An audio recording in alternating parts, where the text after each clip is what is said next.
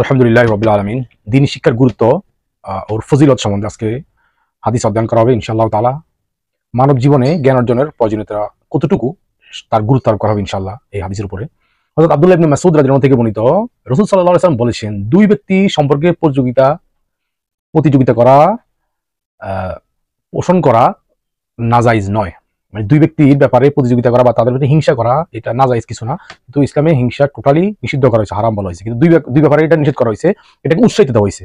এক, আল্লাহ যাকে ধন সম্পদের অধিকারী করেছেন এবং তাকে তা সৎপথে ব্যয় করার মন মানসিকতাও দিয়েছেন, এই ব্যক্তির উপরে আমরা হিংসা করতে পারি বা আল্লাহর কাছে চাইতে পারি, আকাঙ্ক্ষা করতে পারি যে আল্লাহ তারা যে সম্পদ দিয়েছেন, সে যেভাবে আপনার রাস্তা দান করতেছে, আপনার নৈকট্য হাসিল করতেছে, সেভাবে আমাকেও আপনি সম্পদ দেন।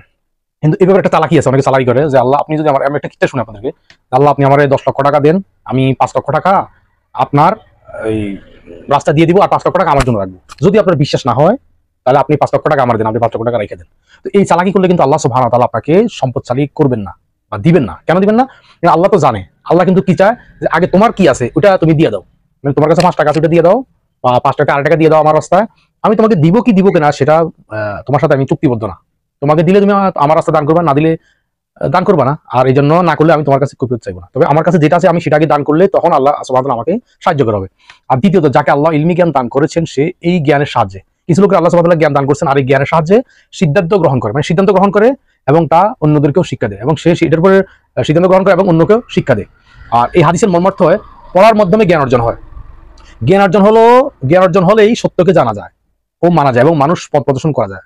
আপনি যদি জ্ঞান অর্জন করেন তবে সত্যকে আপনি জানতে পারবেন এবং মানুষকে পথ প্রদর্শনের জন্য আপনি তাদেরকে উৎসাহিত করতে পারবেন, নসিহত করতে পারবেন। জ্ঞানের ভিত্তিতে যেই সত্য জানা যায়, জ্ঞানের অর্জনের মাধ্যমে যে সত্য জানা যায়, তা থেকে কেউ বিচ্যুত হয় না। মানে আপনি যেটা পড়ে জানছেন সঠিকভাবে, সেখান থেকে আপনাকে কেউ বিচ্যুত করতে পারবে না। অজ্ঞতার ভিত্তিতে যে সত্যকে মানে, এই যে এটা কিন্তু খুব গুরুত্বপূর্ণ পয়েন্ট, অজ্ঞতার ভিত্তিতে।